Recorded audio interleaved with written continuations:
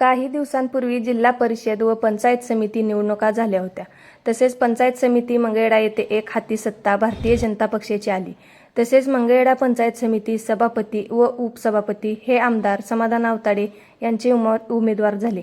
तसेच लक्ष्मी दहिवडी गटाच्या पाटकळ गावाच्या सौ दीपाली आनंद ताड व हुलजंती गटाचे उपसभापती श्री अर्जुन मल्हाळे यांची निवड करण्यात आली.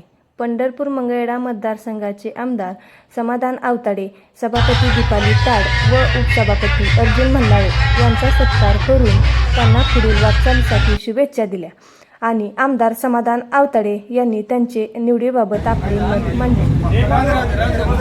समोर समोर समोर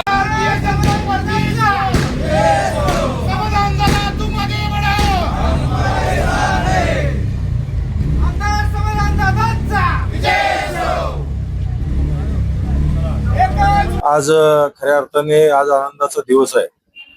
भारतीय जनता पार्टीचा पहिल्यांदाच मंगळवेढा पंचायत समितीवर हा भारतीय जनता पार्टीचा विजय हा पहिल्यांदाच झेंडा या ठिकाणी आज फडकतोय आणि नक्कीच भारतीय जनता पार्टीचे पहिले सभापती आमच्या दीपाली उपसभापती आमचे अर्जुन मल्हाळे या ठिकाणी आज विराजमान झालेले आहेत. नक्कीच या विजय हा मंगळवेढा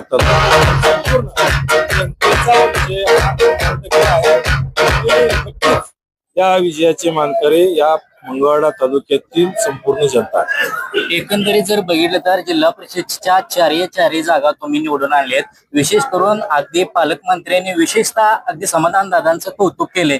जिल्हा परिषद अध्यक्ष अगदी प्रदीप खांडेकरांचं नाव अगदी मंगळवेढ्याच्या जनतेतून येते. काय सांगचाल तुम्ही याबद्दल?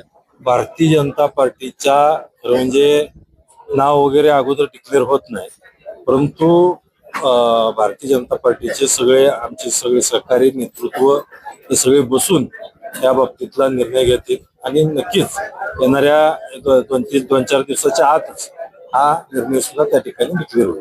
एकंदरीत जर आज तुम्ही तालिका अध्यक्षपद असाल किंवा आज 500 कोटीच्या अधिक होऊन मंगळवेढा पंढरपूर मतदारसंघाला निधी आणणारा एकमेव आमदार आहे.